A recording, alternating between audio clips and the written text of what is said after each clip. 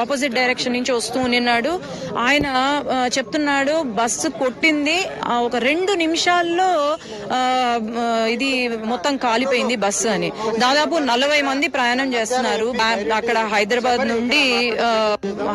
నుండి బెంగళూరుకి వెళ్తూ ఉన్న బస్సు ఇది. పాపం దివాళీ సెలవుల తర్వాత అందరూ ఫ్యామిలీస్ తో పాటు వెళ్తున్న బస్సు.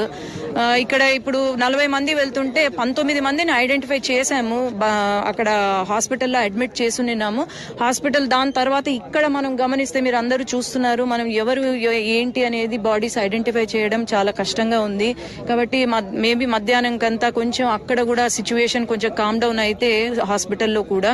ఇప్పుడు నేను మళ్ళీ వెళ్తాను, అక్కడ వెళ్ళిన తర్వాత హైవే డివిజన్ లో ఏమైనా లోపం ఉందా? చాలా ఇన్సిడెంట్లు ఇక్కడ జరిగాయి గతంలో కూడా. హైవే డివిజన్ లో అంటే ఒకటండి, హైవేస్ అన్ని కూడా మనము స్పీడ్ మెయింటైన్ చేసుకుంటూ ఉండాలి, వెళ్ళాలి. హైవేస్ పైన సేఫ్టీ అనేది